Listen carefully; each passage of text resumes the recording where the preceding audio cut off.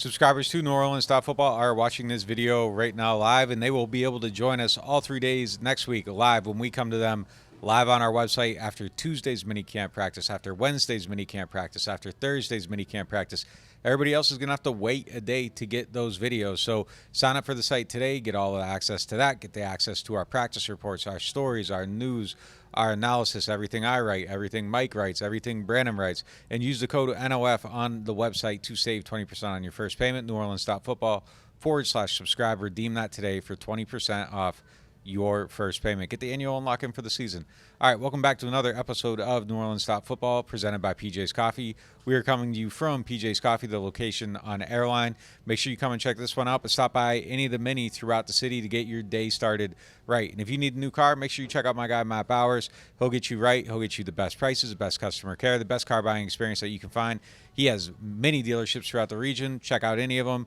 You're going to get the same pricing and the same customer care at every single one because they got universal standards across the board, and they work to make sure you have a great experience. All right, we got a great show for you guys today. We're going to break down the position battles, who we think is in the lead after the first 3 OTA practices at some key spots, and we're going to talk about so much more and get you ready for next week's minicamp. So stick with us right after this quick break, and we'll get back with that breakdown of everything you need to know. The NewOrleans.Football show is proudly presented by PJ's Coffee. PJ's Coffee has some of the best drinks that you can find. They have locations all over the city. They have pastries and everything else you need to get your day started. So go check them out. This Father's Day, show your dad you appreciate his unique style with the Breitling watch from Friend & Company Fine Jewelers. Make sure you're ready for the day. Father's Day is June 16th. And if not, maybe you just want to treat yourself. Smash that presentation, nail that deal, achieve that goal.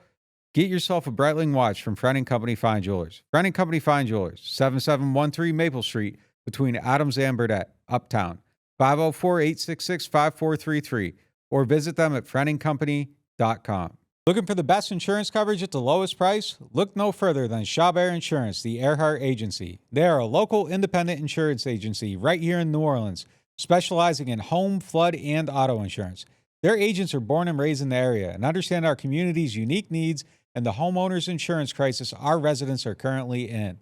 At Chabert Insurance, the Earhart Agency, their dedicated team will shop every available carrier in the market, ensuring you get the most comprehensive coverage at the lowest possible price. They know your time is valuable, which is why they work diligently to provide you with the quotes as soon as possible. Why settle for less when you can have the best? Trust Chabert Insurance, the Earhart Agency, to protect what matters most to you. I do. I've been a client of theirs since 2021. When we couldn't find someone to insure our house because of the big oak tree growing over top, Chabert worked until they found someone that would work with us and give us the protection that we need to feel safe in our new home. Call them today at 504-326-6526 or visit them online at Protected by Chabert. That's 504-326-6526. Chabert Insurance, the Earhart Agency, your local insurance experts. Hardhide Ponchatoula Strawberry Whiskey is an 86 proof blend of aged wheat bourbon, American light whiskey, and fresh Ponchatoula strawberries. Blended in New Orleans, it is not for the thin-skinned. Look for it in your favorite stores, bars, and restaurants. NewOrleans.Football is proud to be sponsored by Firehouse Subs. Make sure you check out their location on Veterans Boulevard. All right, let's get into the show.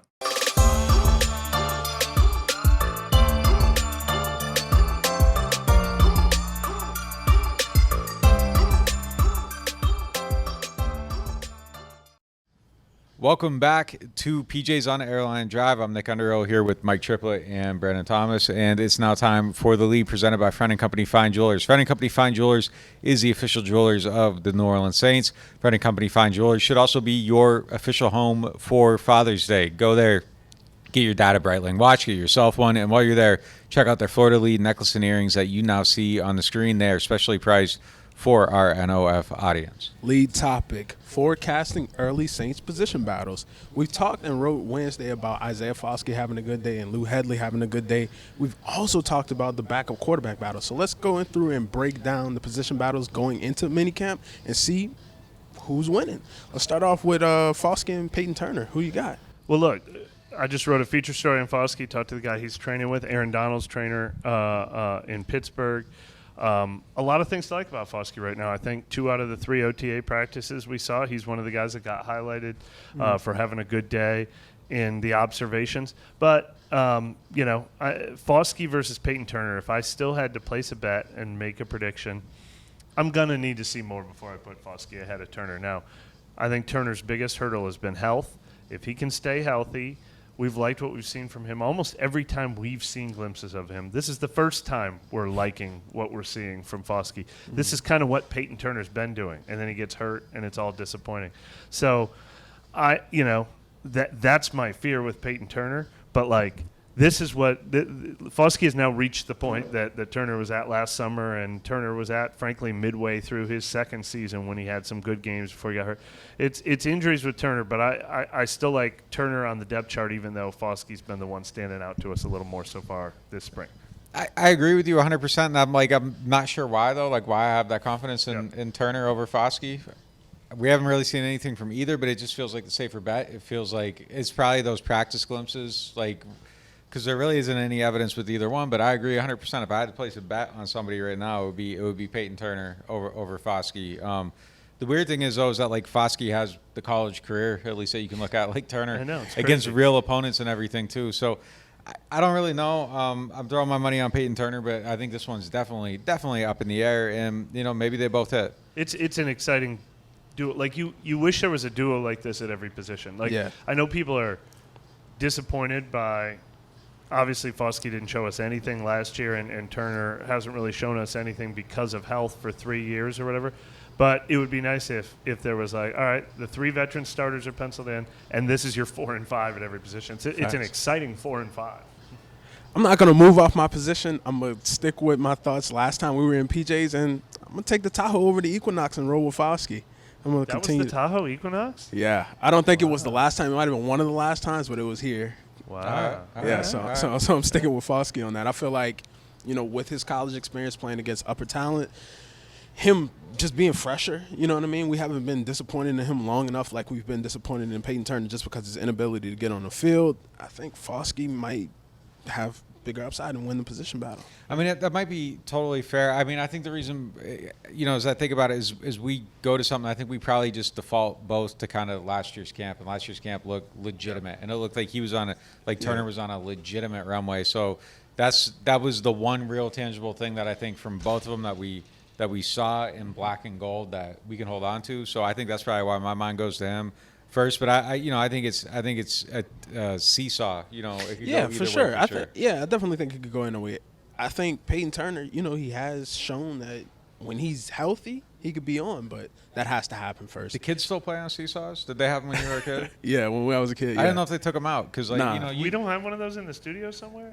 No, I didn't know if they took them out because kids used to get hurt on them all the time. Nah, for sure. I seen a dude get his jaw cracked on that. You would do the bump and it would get hurt. I didn't know if they got outlawed. I didn't know if it was like a bullying tool or something. I don't know. But I know on the playground there are a lot of kids that got hurt on that. So if he wants to get on there and know who he's messing with. It's not just a bullying concern. It's like an older brother, younger brother, older sister, younger sister concern. I mean, it's a mean-spirited device. You could launch someone. You could drop them. Yeah, I was saying, you get some serious hang time off a seesaw. Yeah. Like I said, I seen a dude get his jaw cracked on one before. It was wild.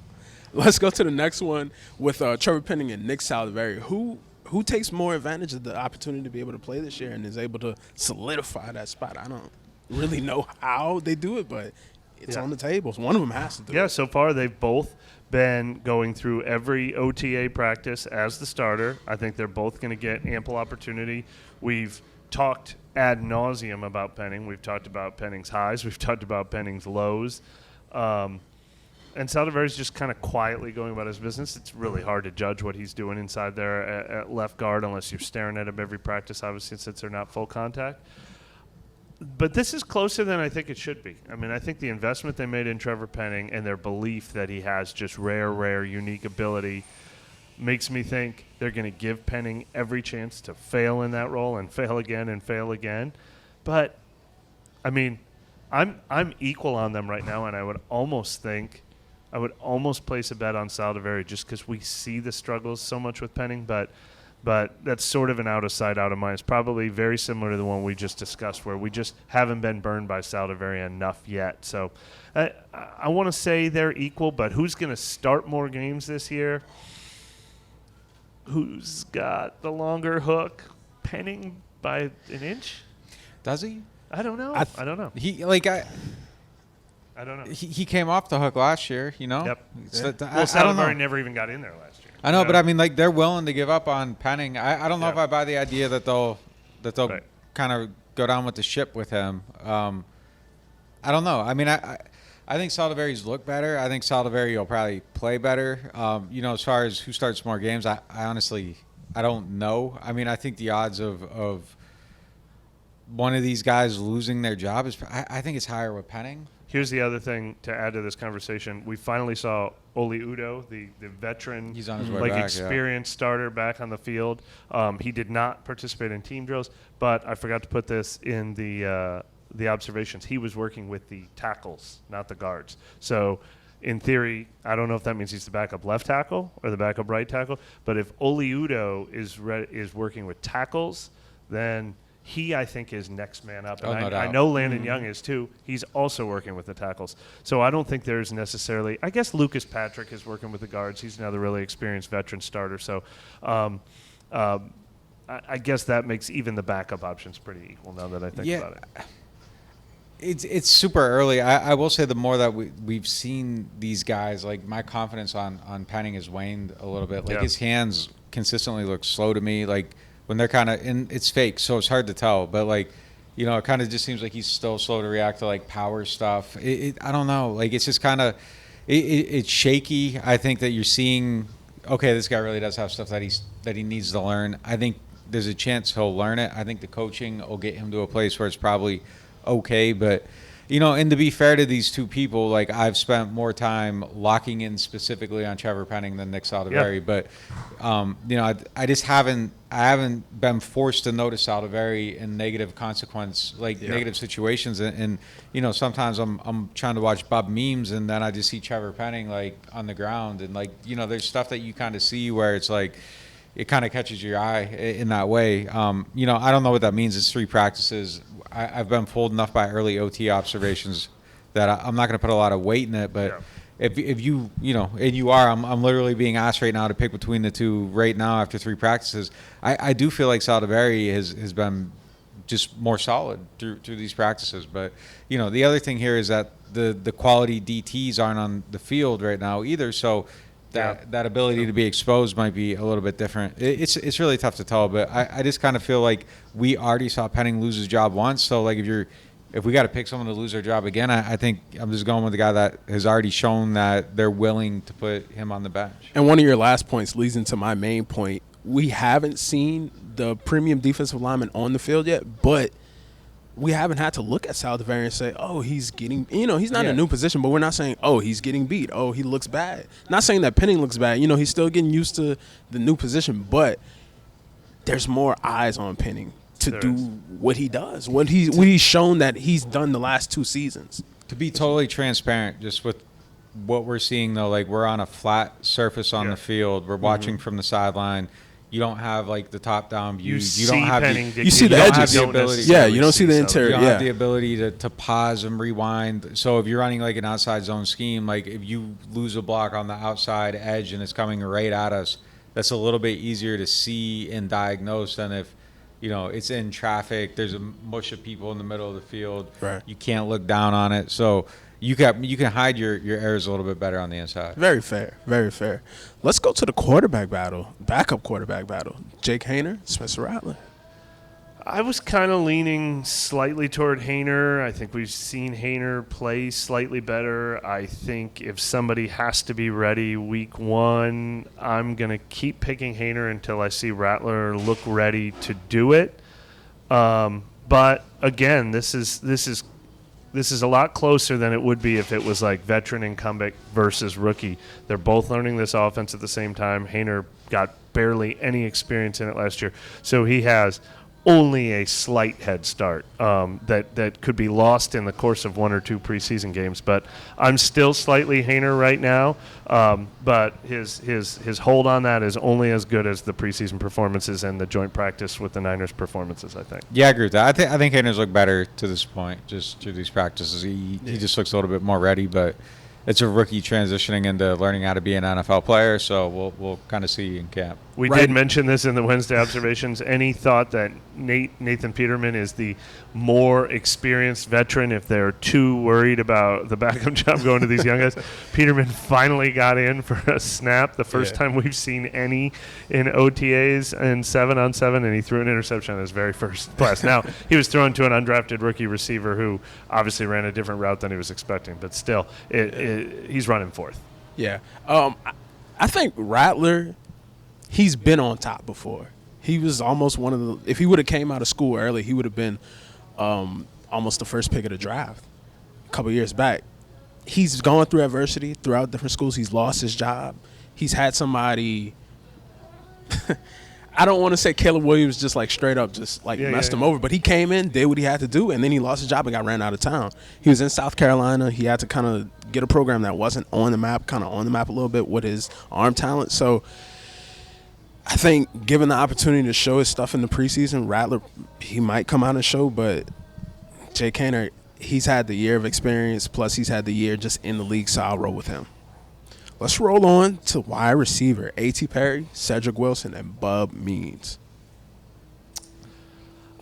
I think A.T. Perry will catch more passes this year, but I think Cedric Wilson will play more snaps. I feel like there's more he can do. I feel like he's a little more trusted to be the blocker. Somebody's got to be a blocker in this group. I don't know if A.T. Perry's ready to do that. And because they didn't bring in a lot of veteran talent, Cedric Wilson is kind of like he's got the physical size, he's got the blocking ability. He's got, the ability to work in traffic and high point catch that Perry has sometimes too. So I still think, look, we've seen Perry's big play ability, but I think it's going to be hard to keep Cedric Wilson off the field. I mean, I think they need a guy with his skill set. I think he could be beat out if they invested more in another guy who does some of the same things, but this roster doesn't currently have it. Yeah, it's going to be interesting to me. And we get such limited glimpses. I think this week's going to kind of be a good point of measurement for A.T. Perry, because I do think like when we started out, like the first OTA, like he flashed a lot, then he flashed a little, then kind of didn't flash at all, and it's like, well, why is that happening? Is it because they're putting more stuff in and he's not necessarily, I don't know, shining the same way as things are coming in? Is his head spinning a little bit? Like, what is the reason for that? Or is it just we caught him on a weird day and it kind of just creates this impression? So I think getting a 3-day window is going to give us a really good amount of insight into this wide receiver position battle as we go into camp. But, I think it is interesting right now that it's been a little bit tough to see it. I think ultimately AT comes out ahead of this, but I think it might be a little bit closer than, maybe people are expecting. I think right now as it sits, I think it's a lot tighter at that spot, and I think it's definitely possible that Cedric Wilson could end up being the third guy. Like, I think it's definitely something that's on the table. Cedric Wilson was on a roster with Tyreek Hill and Jalen Waddle last season, so he was easily able to get lost in the sauce over there. I feel like over here he can have more of a presence on the field just as a fresh start, because he played for Dallas before. There you have the looming star as like, oh, it's just Dallas, so you have to make pop catches and do this and do that. You have like a brand that's over you that really shadows you, kind of. Miami, like I said, you had Tyreek and Waddle. With down here, he has his expectations are kind of more tempered, so he's able to go out there and really show his stuff. And I talked with Mike McDaniels at the coaches meetings, and he was saying how Cedric Wilson is just like a go out there and do it kind of guy. So I think definitely Cedric Wilson will be able to do it. Coaches will trust. That's why I said I think he'll be on the field the most. Yeah, well, he can block too, but I do think if he ends up 3, it's more about Perry losing it than Wilson taking it. Let's hop on defense. One of the most interesting ones to me, actually. P. Werner and Willie Gay Jr. I haven't seen enough just from field highlights to make a determination, but this is a story I plan to write next week and talk to these guys and talk to Mike Hodges, the linebackers coach. I've talked to DA about it. I think our narrative that, look, DA made no bones about it. Mm-hmm. I said, well, what did you think? How do you think Pete Werner reacted to Willie Gay Jr. and Kalika Hudson being signed and Jalen Ford being drafted? He goes, I hope he took it as a challenge. I hope he did. Mm-hmm. And they're not shy about telling Werner, like, we're bringing in competition for you. Nothing's granted. But Hodges was really high on Werner. He said he thinks, a lot of the narrative that Werner's going to get replaced because he had a down year, he said He thinks Werner made their defense better last year. He thinks he's gotten better each year. He speaks so highly of him. I still think Werner's the guy to beat, and I think they're going to find ways to get Gay's speed on the field. But I'm still going to pick Werner in this battle until I absolutely see Gay blow my mind and look like he's just being undeniable. I agree with that. It's his until it isn't. But I think it's very clear that they're trying to that there's a very clear narrative here that, like, Pete, if you come back the same, you aren't going to be starting. Like, I think it's very clear. Like, I think it's they invested. They didn't invest anywhere. They invested in this position. Like, they were clearly not happy with it. Hodges might, but, like, the decision makers, I don't know. Like, their actions told us they can say whatever they want, but their actions are telling us, like, this man needs to step it up and get back, or there's the guy right behind him trying to take the spot. I do think Werner will respond to the challenge. The other thing that stood out from those conversations with both Hodges and DA is the Willie Gay and Kalika Hudson signings, Jalen Ford draft pick. None of it signals that they're planning to have three linebackers on the field more often. Rarely had three linebackers on the field at the same time. They both said this is a matchups league. Like, if the other team's going to be putting three receivers on the field, like, neither of them is going to cover a receiver in the slot. So, they'd like to find ways to use their skill sets, but it doesn't signal a change in the way this team plays defense. Yeah, I agree with both of you. I think it's Werner's until it isn't, but the gap is very close for Willie Gay to come in and jump in. Let's go back to offense and hit the running back position. Jamal Williams or Kendre Miller? I mean, I said it on the last show. I think it's Jamal right now, and I don't know. I kind of feel like Jamal is gonna take it. I don't know. It's just kind of, if I had to pick right now, I'm picking Jamal Williams. Yeah, I feel kind of the same way what I said with Cedric Wilson and A.T. Perry. I mean, Jamal Williams can just do so much more that I think the coaches are going to trust. And Kendre Miller's going to have to prove that he can do more than just run the football. Yeah. But I think he's going to have special plays where if this offensive line blocks and this scheme works the way we think it's going to, he's just going to pop so many times that it's going to be undeniable that they're going to have to figure out how to coach him and how to get him on the field. Yeah, I mean, I'll say this. Like, there could be a moment at some point in camp where it just switches, but, like, to this point, it's just been so quiet with him that it's just hard to feel like this is his position. He's going to push up on Alvin. Like, it feels like he's the third guy in the offense right now. If there was ever a time to come and snatch the chain, it would have been during OTAs while Alvin wasn't there, and it didn't happen. So I'll have to ride with Jamal on that. Now, finally, let's hit special teams. We have Blake Grupe and Lou Headley, the incumbents, and then we have Charlie Smith and Matthew Hayball. I'm sticking with the incumbents. Yeah, I mean, I felt really good about Grupe all along and still do, especially since Smith had a really, really rough day at practice the other day.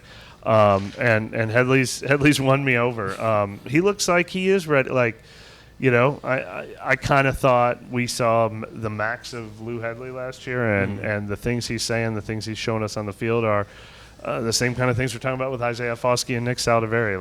Like he got on the field as a rookie, but he still could take that year two leap too. So so far impressed by what we're seeing from the early indications from him. I mean, Hayball can really punt too. I mean, he could make it a battle, but I think to this point it's felt like, okay, like the guys from last year came to play. Yeah, I totally agree. I think I'm sticking with the guys from last year. I could see Smith kind of, maybe if he has another good day, a string of good days, that he can kind of make it more of a battle, but I think it's clear cut that they're ahead.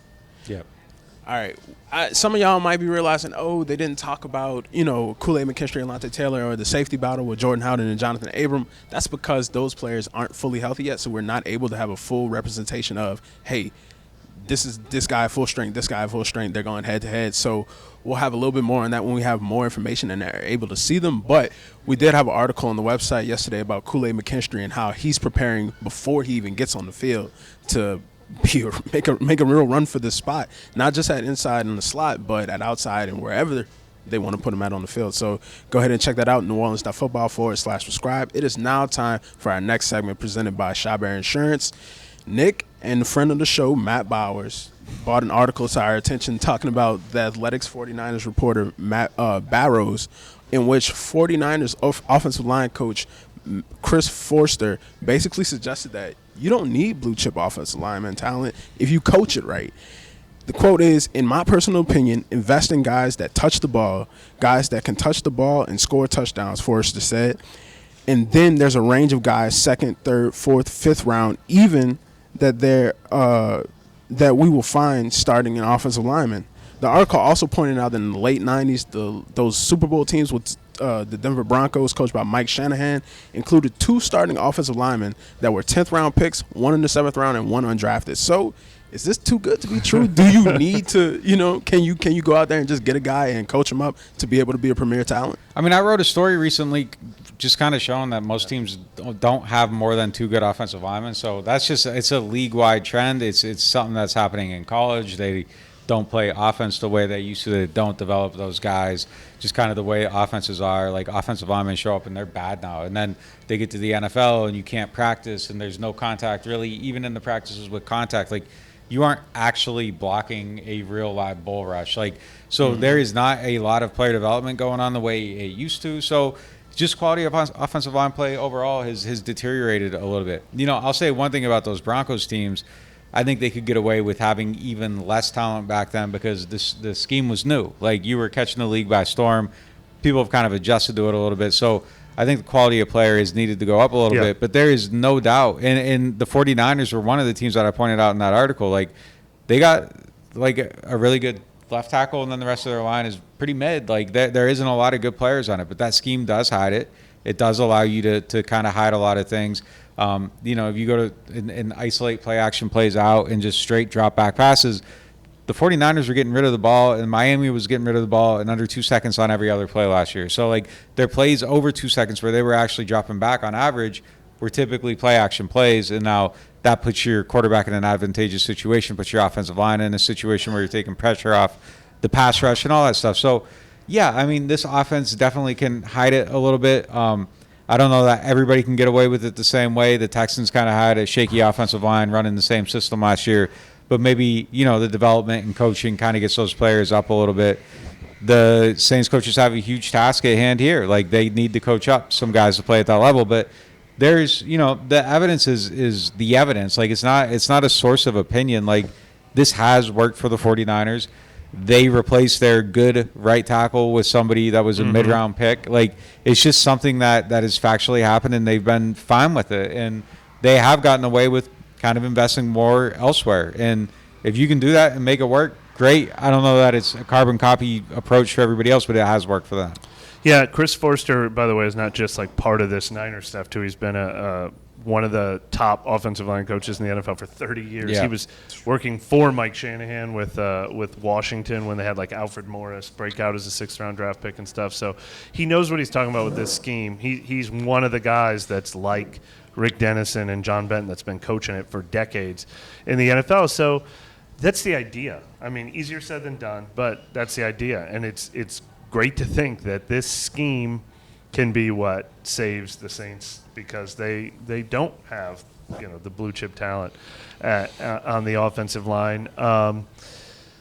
I mean, we still have to see it to believe it, but they ran some outside zone last year, and they weren't good enough at anything they did last year, and that it was even with Ryan Ramczyk, and they had one of the worst run games 2 years in a row, I think, the last 2 years. So it needs to be played better and it needs to be coached better, but that is an article you want to read. If you want to have optimism in the Saints, inject this article into your veins. One other note, I was wondering if Matt Bowers was like just Googling his own name and a Matt Barrows article came up. But Matt Barrows, friend of the program, was in my wedding.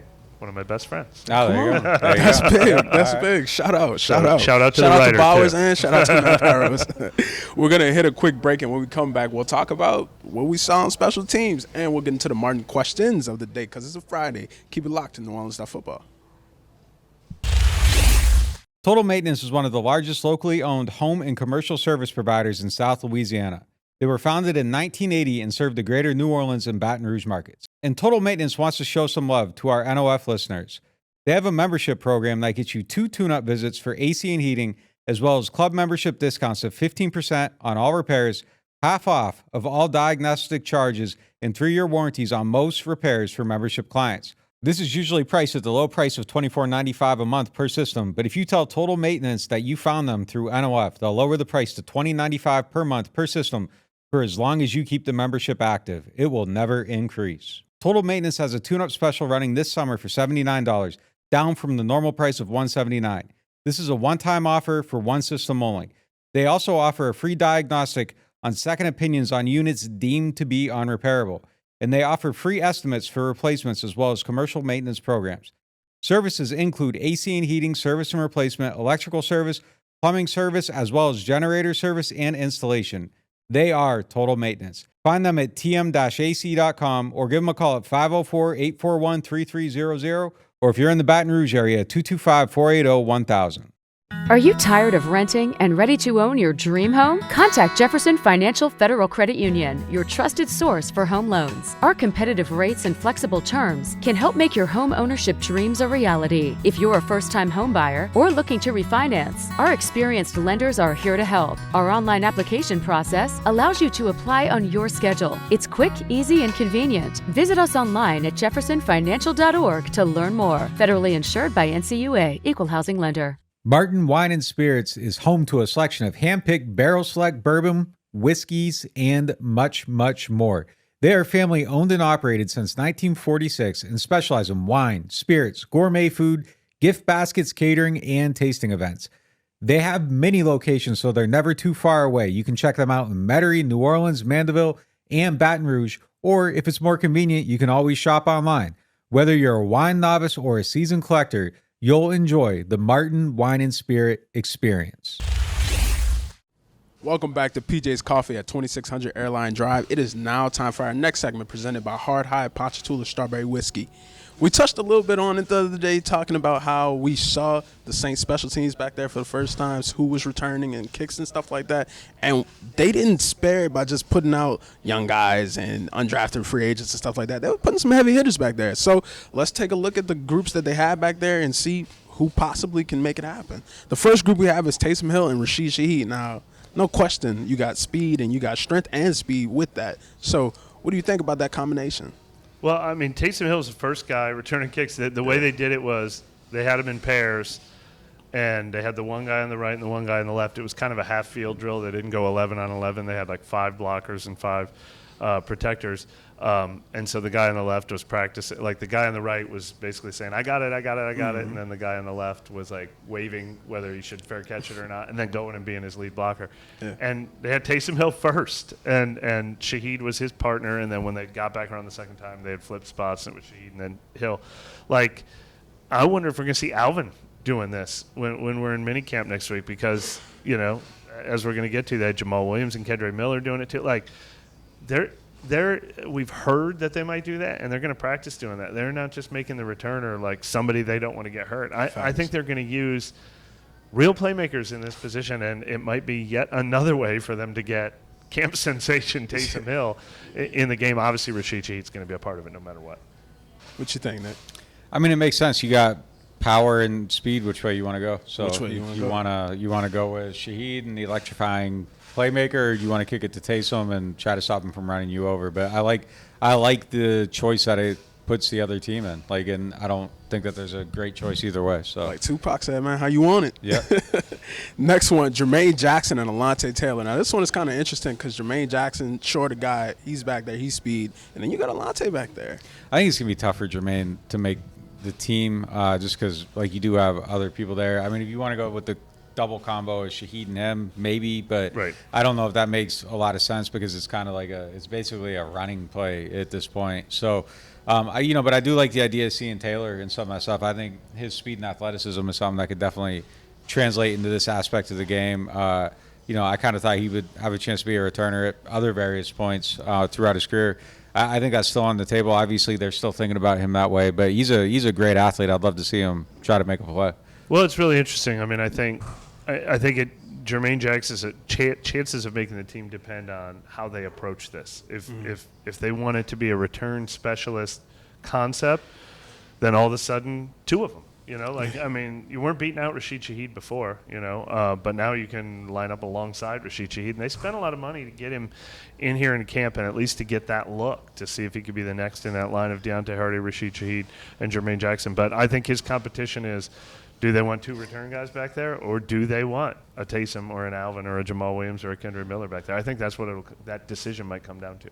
The next one is Jamal Williams and Kendre Miller. Yeah, the same thing. I mean, that's not something we've seen those guys doing, but now there's an opportunity to maybe have top running. And I'm curious to see how this gets done around the league and certainly with the Saints. But all of a sudden, if you're a second or a third running back, you might be a kickoff return. Yeah, I mean, all the running backs are back there. They're clearly thinking about it as a running play in some aspects. So I think one of those guys, maybe two of them, are going to be in the mix.